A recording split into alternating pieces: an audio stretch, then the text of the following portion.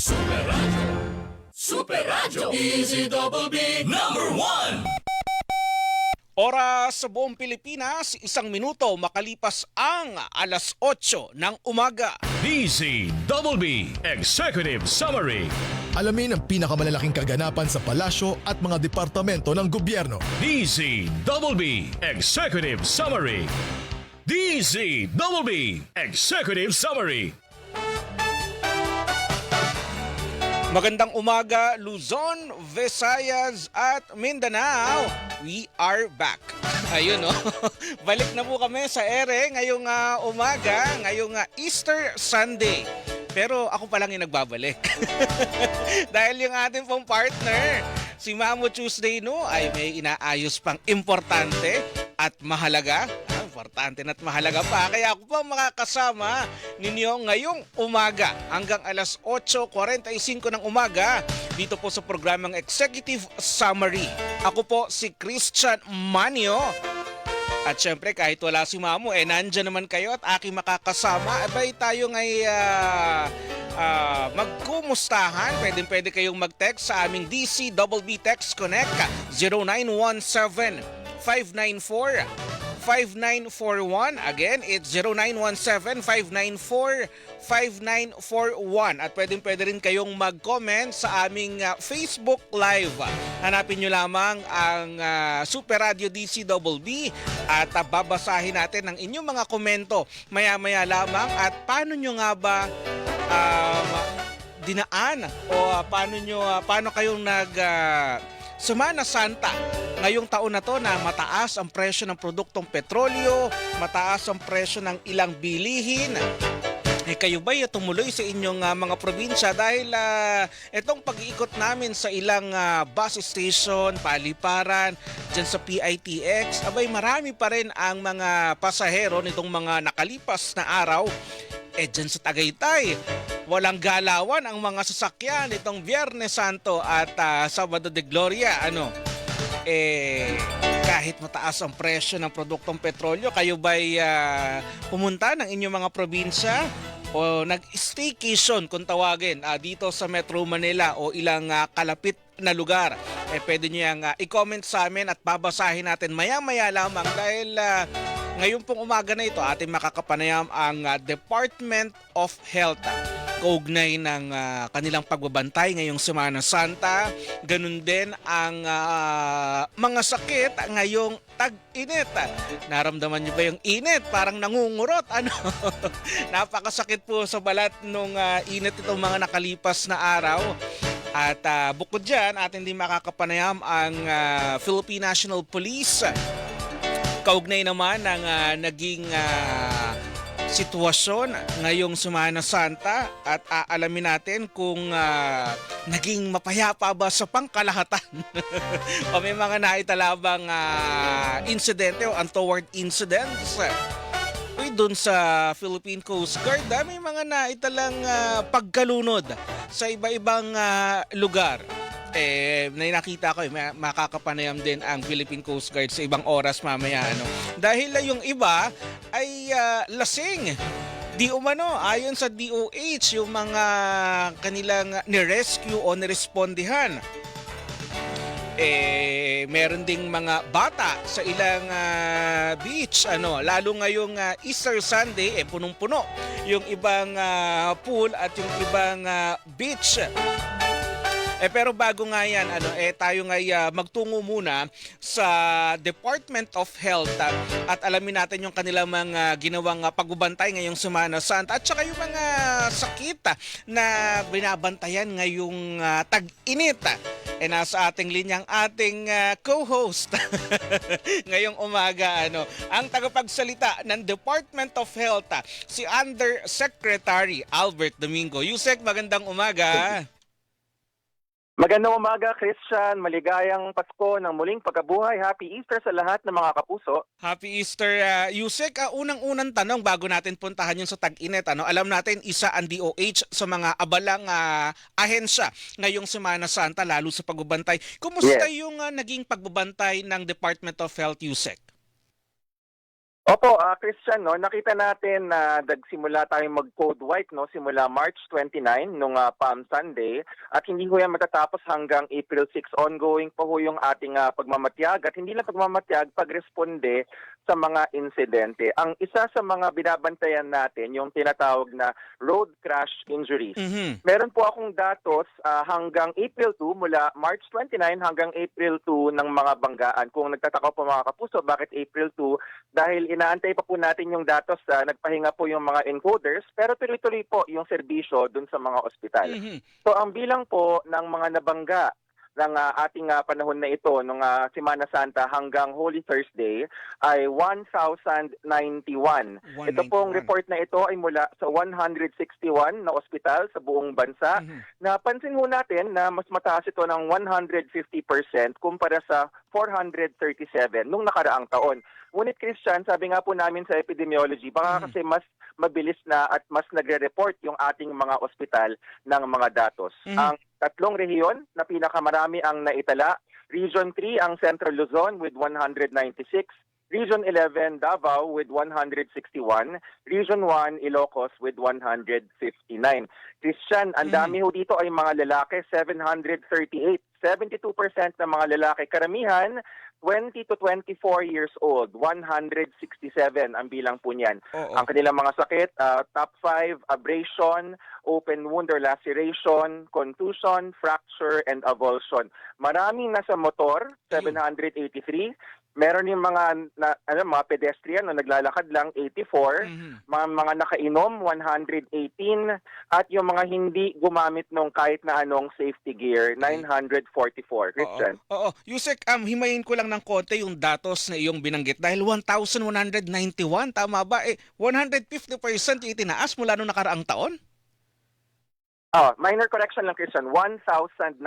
1091. Opo, 150% na mas mataas kumpara sa nakaraang taon. Pero uli sasabihin natin po, hindi ito ibig sabihin na maaaring mas dumami. Maaaring mas nagre-report po yung mga ospital. Ang importante, nagkakaroon tayo ng pananaw, nagkakaroon tayo ng nakikita natin kung anong mga dapat iwasan. Kaya nga, siguro nagtataka yung mga kapuso, bakit naman itong DOH kauma-umaga ng linggo ng pagkabuhay ay biglang pinag-uusapan banggaan. Kasi po mag-uuwian na, magsisibalikan ang karamihan ng mga kapuso ngayong araw. So kailangan mag-ingat po tayo. Nakita natin sa datos, gumamit tayo ng safety gears. Oo, tatanong ko nga rin na Yusek, dahil binabanggit nyo, pinakamarami dito ay sa motorsiklo, tapos walang helmet, walang kung anumang gear na suot para at least kung magkaroon ng road crash, maiwasan yung matinding pinsala. Yes, tama yun. No? Yung puntong yan, kanina nung inaaral ko yung datos, Christian, napansin ko, yung mga bus, 0 ang naitala. No? Ibig sabihin, bakit po natin nabanggit yun? Kapag ang isang paraan ng pamamasahe ay bantay sarado, tulad ng ating mga bus, mga jeep, dahil mga regulated yung mga yan, may LTFRB, di ba? Pag nababantayan kasi, nag-iingat talaga ang lahat, ang mga driver, ang mga pasahero. Ang motorsiklo kasi, muli marami ho tayong mga kaibigan, mga kapuso na mga riders, marami rin naman ang sumusunod, pero nakakalungkot, marami pa rin ang hindi nag-helmet, marami pa rin ang uminom bago bumiyahe. Sabi nga ho ng mga kabataan ngayon, basic yan, hindi na dapat lumalabas nang walang helmet. Oo, tama ka dyan, Yusek. Talagang marami pa rin talaga tayo ngayon nakikita na mga walang suot na helmet, yung iba galing sa inuman. At ngayon, ito'y posible pang madagdagan dahil hanggang bukas pa yung inyong monitoring, Yusek. Yes, posibleng madagdagan yan dahil hanggang Holy Thursday pa lang yung naitala natin, no? Meron pa tayong Good Friday, meron pa tayong Black Saturday. Pero may pagkakataon tayo para umiwas ng malaking porsyento sa araw na ito.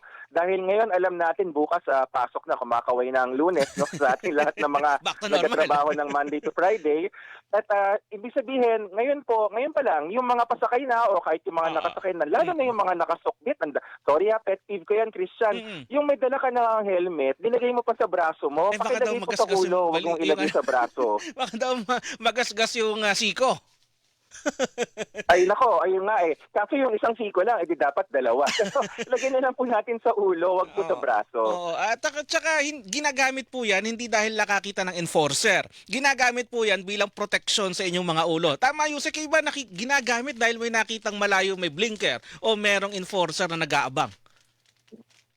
Tama yun, Christian. Isa pa napansin namin nila Secretary Erbosa, ang mga lugar kung saan maraming ospital, tila mas gumagamit ng helmet yung mga tao. Kaso, mas kailangan natin yung helmet. Siyempre, dapat nakasuot pa rin yung helmet kahit sa Manila ka. Mm-mm. So, pag sa mga malalayong probinsya na walang ospital o kung meron mang ospital ay walang neurosurgeon kasi karamihan yung mga na-aksidente na walang helmet, pasensya na ako sa mga kumakain na almusal, nababasag yung ulo. Mm-mm. So dapat kung alam natin na nasa malayong lugar tayo, mas nagsusuot tayo, hindi po yan para sa enforcer, para sa atin din po yan, kaya yan nire-require ng batas. Ano yung nakikita niyong dahilan doon, Yusek? Bakit kaya ganun? Kung saan maraming ospital, nandun yung mga... Ano yung posibleng dahilan? Ano yung nakikita ninyo? So, nakikita natin kasi maaaring pwedeng kultura. Pag sinabing kultura, yung bang tipong, ay malapit lang naman ang pupuntahan ko. Marami yung ganyan na tipong Bibili less lang than ng 1 ulam. kilometer lang. Less than 1 kilometer pero dadaan ka ng national highway, tatawid ka. Eh di kahit napakaikli lang hunong tawid ninyo, may mabilis sa tumatakbong sasakyan na hindi naman kayo nakita, tapos sumemplang, ayun, aksidente, meron tayong banggaan. So dapat hindi ho natin dinadahilan yun. Ikalawa, yung ang kultura ba na parang wala naman nakabantay sa akin tamang-tama ho ngayon, kakatapos lang ng Semana Santa, God is watching. Tapos, Yusek, syempre itong mga ibang road crash injuries na ito, minsan kahit anong pag-iingat mo, madadamay ka. Halimbawa, ikaw ay nagmamaneho ng maayos, tumatawid sa pedestrian lane, o kahit nagmamotorsiklo, minsan madadamay ka sa mga ganitong road crash. Ang DOH naman ay monitor at merong mga tauhan at even yung mga ospital ay nakahanda hanggang sa mga oras na ito dahil naka-code white alert kayo. Opo, tuloy-tuloy po yan hanggang April 6 ang ating code white, nakahanda po yan. Pero kahit kung mawala yung code white, naka-standby pa rin po yung ating mga ER. Ang pinagkaiba lang kapag code white, parang pagbagong taon na alam kasi namin na dumadami ang bumabiyahe, dumadami ang lumalabas, kaya mas madami ang supplies na nandun sa ospital. Pero having said that, wag ho natin kakalimutan ang pinaka-first aid. By the way, paalala ko rin po, wag ho nating basta galawin ang nakita tayo na bangga at nakahilata. Huwag natin basta-basta galaw-galawin or buhatin. Ang importante ho, tumawag kaagad ng rescue. Bakit po? Dahil maaaring merong nabali sa kanyang kabutuhan. Kasi, lalo na kung yung ating spinal column, yung leeg ang natamaan, pag ginalaw po natin yon, baka maging permanente yung pagkabaldado. So, mabuti ho, tumawag tayo ng rescue at hayaan natin kung kaya yung mga professional yung humawak. Yusek, buti nabanggit mo yan. Dahil may mga nakita tayo mga ganyan sa kalsada. May motor, meron sasakyan. Minsan yung iba hindi alam yung gagawin kung itatakbo ba nila sa ospital dahil nakita nila buhay naman at mayroon naman nagsabi na antayin natin yung ambulansya dahil nga katulad na binabanggit nyo baka lumala yung sitwasyon. So, dapat talaga tumawag muna ng eksperto, ng 911, ganun.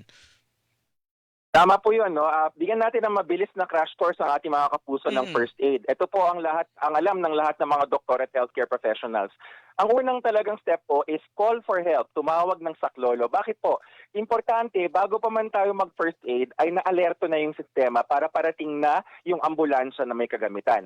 Pagka nakakita na ho tayo, nakatawag na tayo ng saklolo, tignan natin ngayon, ABC, airway, breathing, circulation. Yung kanyang hingahan, humihinga ba siya at meron ba siyang pulso. Ngayon, kung hindi ho tayo trained at hindi tayo sanay na humahawak ng tao, lalo na nung nasugatan, wag na po nating galawin. Alam po namin na malakas yung pangangailangan na, uy, tulungan mo naman. Kasi yung iba, yung meron, ganun pa sasabihin uy, tulungan mo, ano ba naman, hinahayaan mo dyan. Alam niyo po, mas safe po na siguro kung nakikita natin na naaarawan, hindi pwede naman payungan para maliliman, pero ayaw kasi nating basta-basta ginagalaw dahil kung meron nga pong malaking bali dun sa mga kabutuhan, maaaring mas lalong lumala kung basta-basta ginalaw. Pero yung airway, breathing, circulation, kung marunong naman tayo, kung marunong tayo ng basic na CPR, tapos nawalan ng malay, pwede po tayo magsimula ng hands-only CPR. Ayun, at least malinaw. At Yusek, bago ako punta dun sa talagang topic natin ngayong umaga, maraming na italang pagkalunod dito mga nakalipas na araw. At ngayon, Easter Sunday, maraming tao sa mga pool at saka sa mga beach. Pag merong mga insidente ng pagkalunod, ano naman ang dapat gawin ng ating mga kababayan? Ayan, una sa lahat, prevention bago ko sagutin yung first aid. No? Prevention, kung tayo po ay may mga chikiting nakasama, mga bata, wag na po nating hayaang sila ay lumapit sa kahit na anong tubig, kahit batsa o timba man yan, lalo na kung maliit yung bata, nang hindi nababantayan dahil maaaring ikalunod po yun. Ikalawa, sa ating pong nakatatanda, kung tayo po ay lalangoy, wag ho tayong iinom, wag tayong magpakalasing o kahit magsip-sip lang dahil nawawala yung ating judgment. Now, dun sa tanong mo, Christian, yung first aid. Ang first aid po, ganoon pa rin po, yung ating call for help, 911, tapos airway, breathing, circulation. Tingnan niyo po kung may nakaharang dun sa kanyang hingahan. Kung wala naman nakaharang at hindi naman siya nabalian, nalunod nga po, pwede niyong ilatag sa isang flat na surface. At kung marunong po, at hindi humihinga, no? At kung marunong po tayo mag-chest-only CPR, simulan na po yun. Ano po yun? Parang kung alam niyo yung mga sikat na kanta na Staying Alive, yung ganong mga beat po, mga 100 beats per minute, yun po yung pagbomba dun sa dibdib. Pero kung marunong lang po tayo. Pero importante pa rin talaga may at least may kaalaman ano. Pero kung wala naman talaga tumawag ng mga otoridad na mas nakakaalam para mas mailigtas yung ating mga kababayan. Anyway, Yusek, punta lang ako dun sa topic dahil napakainit na nitong mga nakalipas na araw, talagang nangungurot yung araw. Ang DOH madalas may binabantayan din na mga sakit pag ganitong panahon na talagang sobrang init. Ano yung mga sakit na binabantayan natin, Yusek? Opo, ang binabantayan po natin dito, ang pinaka nangunguna sa listang medyo mahaba is yung ating tinatawag na heat stroke. Ayaw po natin na tayo ay mawalan ng malay o kaya sumobra ang lagnat lampas sa 39, no? 38, 39, lampas pa doon, degrees centigrade. O kaya namumula yung ating balat. Yan po yung mga sintomas ng heat stroke, nawawalan ng malay. Bakit po? Dahil kulang sa tubig at sobrang init ng katawan. Pero bago pa man tayo makarating sa heat stroke, meron yung mga tinatawag na heat cramps, nagsisimula pa yun, sumasakit yung mga kalamnan natin. Tapos papunta na po yun doon sa tinatawag na heat exhaustion, yung kapaguran. Sa katunayan, Christian, ako personally naramdaman ko yun. Sinubukan ko ng Biyernes Santo, maglakad po papunta sa simbahan namin dito. Tama ka, nangungurot yung init. Talagang, at parang pagdating mo sa iyong pinatunguhan, mga 1 kilometer lang naman, malapit po dito sa amin, parang pagod na pagod ka. So, pag inom ng tubig, at okay po uminom ng malamig na tubig kasi ang kailangan nga pababain yung temperatura, mararamdaman nyo gumiginhawa yung katawan. Hindi soft drinks. Ay, hindi. Hindi rin ice coffee. Magandang tanong yan. Kahit alam natin na napakasikat ng mga commercial na para sa uhaw yung mga soft drinks, actually, mas pinakamabisa pa rin po ang malinis na tubig. Maganda kung may yelo, kung malamig, pero hindi naman required yon kahit malinis sa tubig para yung ating pinaka-dehydration ay makontra. Magkaroon tayo ng tubig sa pangangatawan. Ang tanging exception, Christian, ay kung ikaw ay pasyente na dinadialysis kasi merong reseta sa dami ng tubig ang iyong doktor. Oo. Pero Yusek, sa mga ospital, ito rin yung madalas na kaso tuwing tag-init, yung dehydration at saka yung heat stroke. Magkaiba ba yung dehydration at heat stroke, Yusek? Ang dehydration ang pinakadahilan kung bakit tayo nagkakaroon ng heat stroke. Yung heat stroke po kasi, ibig sabihin, kumbaga, sa halimbawa, sa halintulad ng sasakyan, nag-overheat na yung sasakyan. Pag wala hong tubig, yung radiator na sinasabi ng ating mga mekaniko, ayan, mag-overheat. At pag nag-overheat, ang ating sasakyan, tumitirik yung makina, tumitirik yung sasakyan. Ganon po yung heat stroke. Kaya kailangan may tubig, kailangan hindi dehydrated. Pero bukod dyan, Yusek, tulad ng lagi niyong binabanggit, mas okay pa rin yung prevention. Ano yung dapat nating gawin para mapagandaan yung, at least hindi tayo sumapit doon sa heat cramps, heat exhaustion at iba pa, Yusek? Tama, prevention is better than cure. Pag ganito hong mga panahon na alam nating tag-init, una, ang oras na alas 9 hanggang alas 4 ng hapon, yan po yung pinakatirik na tirik yung araw. Talagang diretso sa balat yung sabi nga nila, yung sun, solar rays, no? So, umiwas na ho tayo na mabilad sa ganyang mga panahon. Siguro sabi ng mga chikiting, paano yan sa namin mag-beach? Pwede naman po before 9 a.m. at after 4 p.m. Maganda pa yung sunset. Number 2, yung atin pong pag-inom ng tubig, sabi nga nila, sabi ko usually 7 to 8, pero tama rin nung pinost namin na 8 to 10. Actually, tinaasan na nga nila 8 to 10 glasses of water sa buong 8 to araw. 10. Hindi isang lagukan, ikalat po yan na sa buong araw. Tapos, yung dati pananamit dapat ay maluwang at light-colored. Para sa mga nagtatrabaho sa ilalim ng init ng araw, mga traffic enforcers, Yes. ating mga construction workers, at iba pa, nakabilad lagi, magkaroon po ng mga pahinga. Siguro mga after 1 or 2 hours, pahinga ng 15 minutes sa lilim, uminom ng tubig, bago bumalik uli dun sa ating estante. Ayun. So yung mga running era, mga fit natin na mga kababayan na Yusek, kabilang ka na ron. So dapat hindi ka dun sa tag-init tumatakbo, ano? Yes, go pa rin tayo sa running at sa lahat ng Oo fitness naman. activities. Medyo inaagahan lang po. Naalala ko nga dito sa aming parokya may Oo. fun run. Ang simula 4:30 yata ng madaling araw. And naiintindihan ko kasi ang taas ng araw, mga bandang 5:30, 5:45. So dapat, bago pa man sumikat yung mainit na araw, tapos na yung mga heavy physical activities. Ayun. Kaya naman na medyo gabi o hapon, ano, masarap din dahil medyo mahangin na at hindi na ganun kainit, Yusek.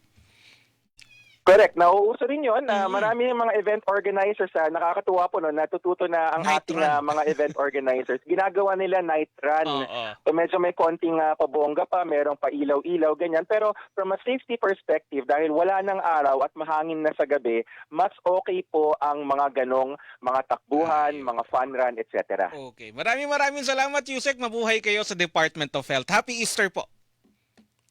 You're most welcome, Christian, at happy Easter sa lahat ng mga kapuso.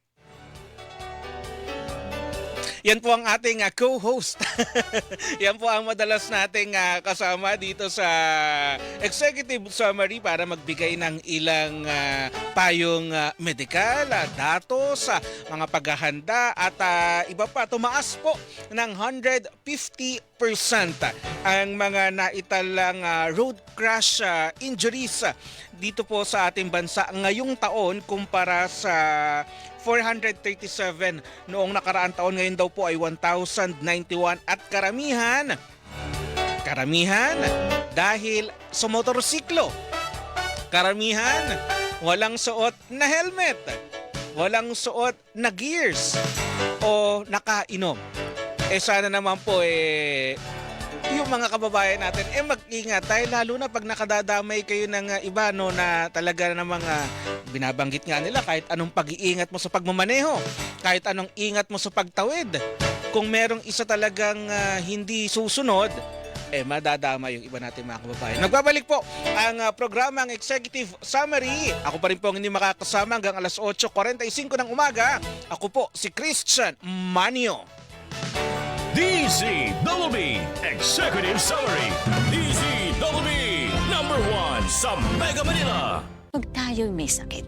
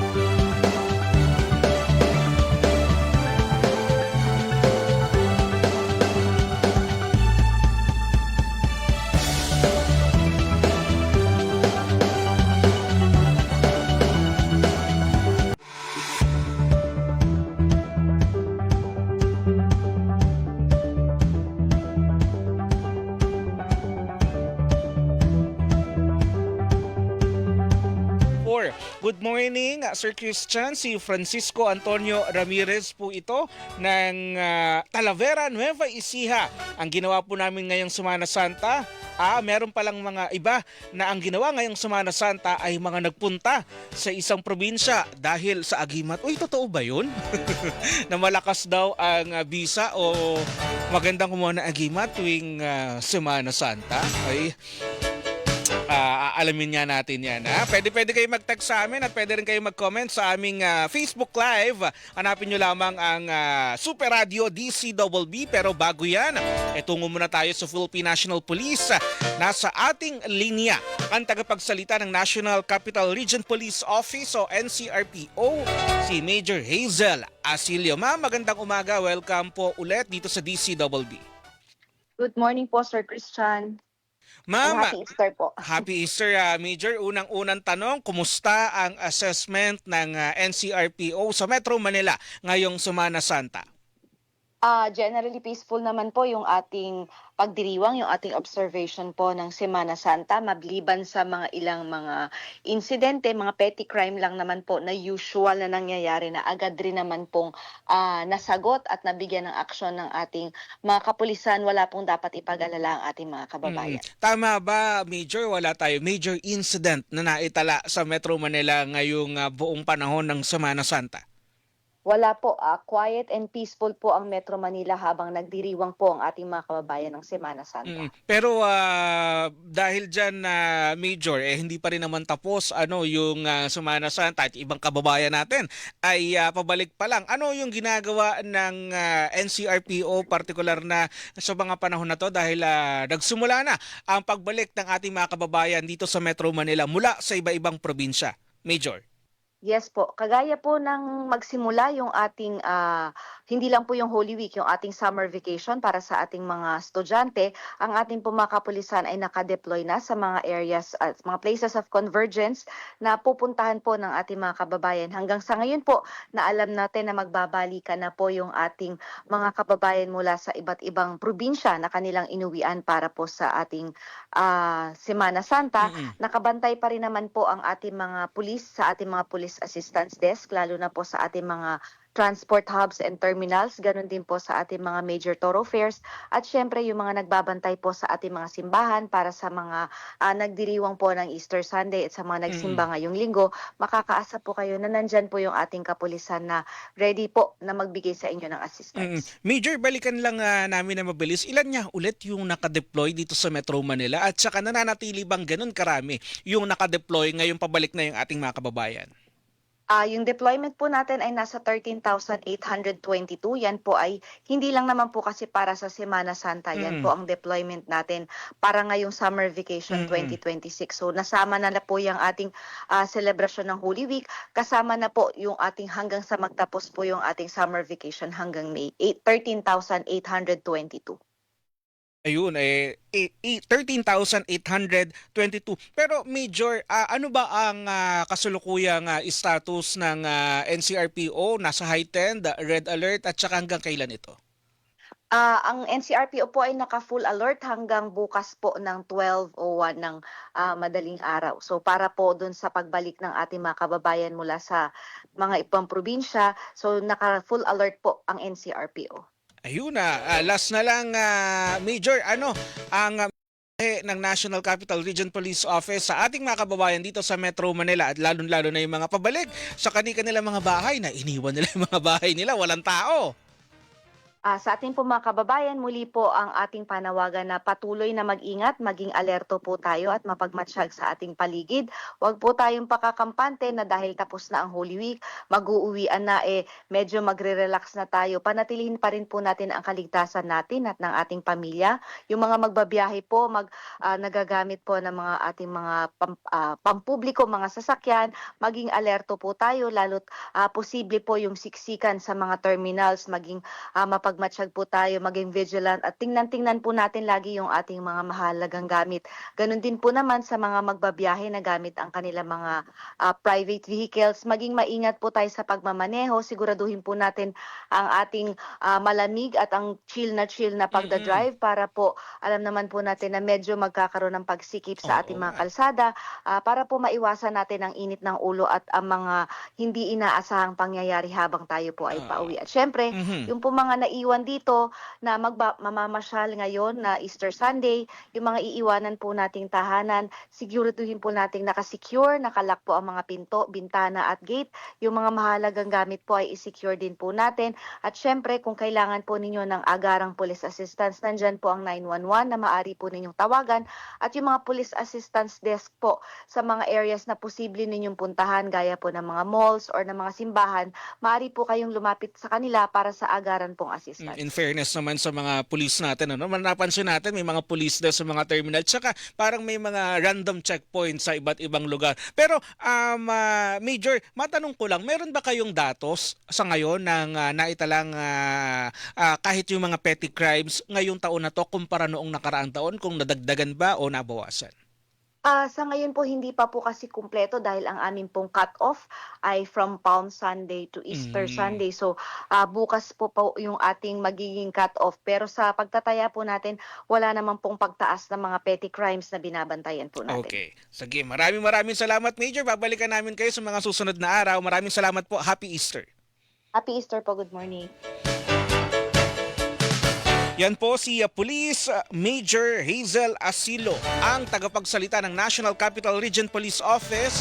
O ayan na, sabi ko sa inyo, mapayapa sa pangkalahatan ang naging sitwasyon sa Metro Manila ngayong pagdaraos po ng Semana Santa at walang naitalang anumang untoward incidents o mga major incident dito sa Metro Manila. Balikan ko lang yung ibang text sa atin ng ating mga kapuso. Ngayong umaga, sabi po ni texter 8726, "Good morning, Sir Christian. Pag-greet po ng happiest 11th anniversary." Sino to?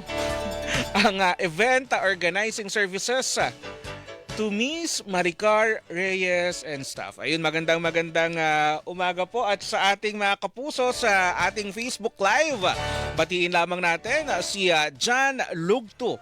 Good morning daw. At saka kay Yoli Adolfo. At ganoon din kay Bill Yang. Good morning, Sir Christian. At saka kay Gem and Kito. Good AM, Sir Christian. Happy Easter Sunday sa inyo. Team bahay lang po kami para makatipid. From Nabotas po kami. Ayun. Eto daw si Gemma ng Navotas ay team bahay. Ibig sabihin, hindi sila nagpunta ng probinsya, hindi nagbakasyon sa ibang lugar dahil nga, alam niyo ba kung magkano ang presyo ng diesel ngayon at ng gasolina, lalo sa susunod na linggo? Ay aabot na yata ng 150 pesos ang diesel at lalagpas sa sumigit 100 ang gasolina. Kaya pa ba? Maihihigpit pa ba ang sinturon at may iigsi pa ba ang kumot? At ito naman kay Mon Samson. Oy, good morning din. Happy Easter, idol. Kape-kape na. At dito naman kay Hermie Esteban. Blessed Easter Sunday, kapuso. Magandang umaga po. At magandang umaga rin kay Linda Zafra Miranda. Good morning to you, Sir Christian. Kami sa bahay lang din po nagpipintura na. Uy, maraming ganyan pag Holy Week. Ang kanilang ginagawa, general cleaning. Ang kanilang ginagawa, nagkukumpuni ng kanilang bahay. Alam niyo ba sa mga media network, nagme-maintenance. May pasok pa rin po ang ating mga ang ating mga kapuso. Yung ilan na nagme-maintain talaga. Saludo tayo sa mga nagtatrabaho kahit Semana Santa. Ito naman kay Hermie viewing, listening from City of Iligan with Hermengildo at Arnold Luis. Magandang umaga po sa inyo dyan. At saka kay, syempre, ang ating avid listener, si Miss Antonia Fangon. Happy Easter Sunday and good morning, Sir Christian.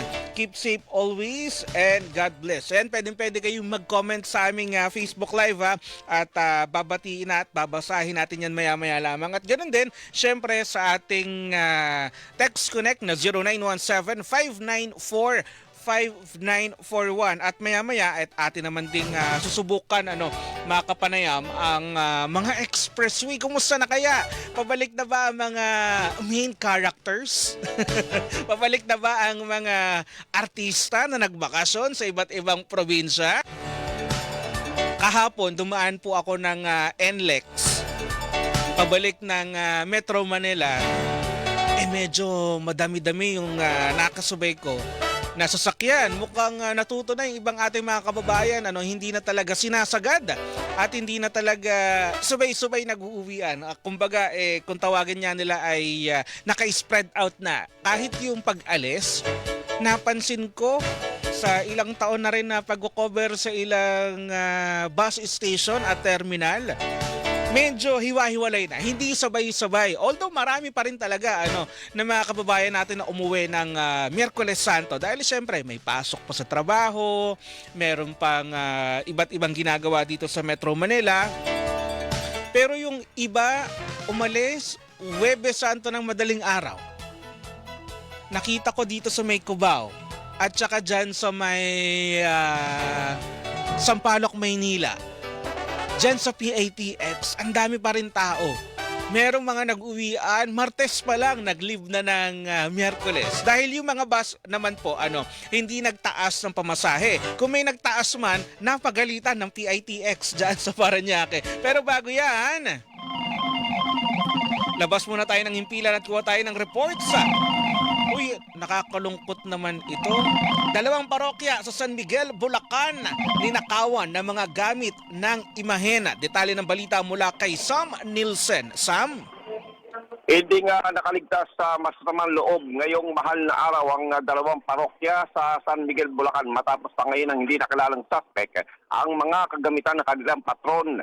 Sa isang pahayag sa post sa Facebook, kinumpirma ng Diocese na Malolos na tangay sa Pandiocesis ng Dambana at parokya ni San Miguel Archangel ang mga pakpak, kalasag, sibat at espada nito na pawang mga gawa sa pilak. Natuklasan niya ang pagkawala ng naturang kagamitan ng imahen kahapon ng alas 9 na umaga. Samantala, sa hiwalay ng mga post din ng parokya ng mahal na Birheng Mapanglunas, kinumpirma na natangay ang kalis, ostensoryo at krusipiho sa loob ng parokya ng mahal na Birheng Mapanglunas. Sinabi ng mga alagad ng simbahan ng nangangasiwa sa parokya na mga naturang kagamitan ay simbolo ng debosyon ng bayan ng San Miguel at ito'y bahagi nila ng kanilang kasaysayan at pananampalataya na hindi matutumbasan ng anumang halaga. Kasalukuyan naman nakikipagtulungan na sa San Miguel Police Station itong mga naturang parokya para sa agar investigasyon kasabay ng panawagan na rin sa publiko na maaaring may impormasyon sa insidente na agad makipag-ugnayan sa mga otoridad. Nag-alok na rin ng pabuya ang lokal na pamahalaan ng San Miguel sa sinumang makapagbibigay rin ng impormasyon para sa pagsasaoli ng mga naturang banal na kagamitan ng mga parokya. Sa mga oras ito, Christian, ay humihingi rin na tayo ng impormasyon mula naman sa San Miguel Police Station, pero binanggit sa atin ang ating nakausap na police officer sa naturang police station na nagsasagawa na rin sila ng follow-up kaugnay ng nasabing insidente. Alright. Ako rin Sam Nielsen ng James Paradio, DZWB, dapat totoo. Yan po si Sam Nielsen kaugnay nung ninakaw. Grabe naman, Semana Santa pa. 2 simbahan. Sana naman talagang mahuli na yung mga yan at nagbigay na ng pabuya ang local government unit. Samantala, punta muna tayo sa Pag-asa at alamin natin na magiging lagay ng panahon na ngayong pauwi na ang ating mga kababayan mula sa iba't ibang probinsya. Nasa ating linya ang weather specialist ng Pag-asa, Obet Badrina. Magandang umaga, sir. Magandang umaga, gayon po sa mga tagapakinig natin. Patuloy na maaliwalas sa panahon ng mararanasan sa malaking bahagi ating bansa wala po tayong minomonitor ngayon na low pressure area sa loob at labas ng Philippine Area of Responsibility. Posible yung mga localized thunderstorms, lalong-lalo na sa may silangang bahagi ng Visayas at Mindanao. Agwat naman ang temperaturang mararanasan sa Kamaynilaan ay mula 22 to 33 degrees Celsius. Sa lagay naman po nating karagatan, banay daga sa katamtaman ng ating inaasang magiging lagay ng pag-alon ng karagatan. Kaya ligtas pa rin naman pumalaot ang masakyang pandagat mga bangka sa mga baybayin ng ating bansa. Sir Obet, matanong ko lang, yung init, medyo masakit na sa balat. May iinit pa ba to sa mga susunod na araw at linggo? Opo, in-expect po natin, no, hanggang Mayo kasi natin nararanasan itong matitinding init dito sa ating bansa. So, expect pa rin po natin na lalo pang iinit or lalo pa tataas yung agwat ng temperatura po natin. Kaya po, lagi yung payo natin sa pag-asa, no, lalo pag tanghali po, iwasan mo na lumabas, uminom ng tubig. At normally po kasi yung peak nung ating temperature nangyayari po mula tanghali hanggang bandang alas 4 ng hapon.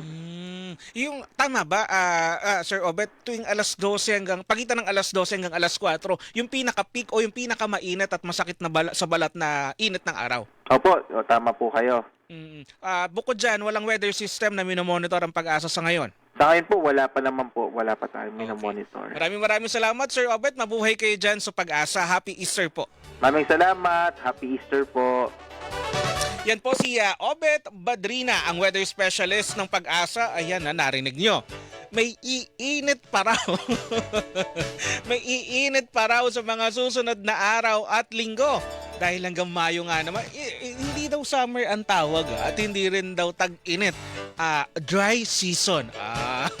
Wala daw tayong summer ha. Dry season o tagtuyo. Yan po yung binabanggit. Mainit. Pag lumabas kayo ng bahay at pag sumakay ka ng sasakyan na nabilad sa araw, naku po, napakainit. Kaya dapat hydrated. Dapat uminom ng binabanggit ni Yusek Albert Domingo kanina, 8 to 10 glasses po ng tubig, hindi milk tea. 8 to 10 glasses po ng tubig, hindi po ng iced coffee. Iba po yun at hindi rin po soft drinks. Dapat ay tubig. At saka dun sa mga running era, na katulad ko, medyo tumatakbo-takbo tuwing hapon, dapat daw lagpas siya ng alas 4 ng hapon o kaya bago mag alas 8 ng umaga.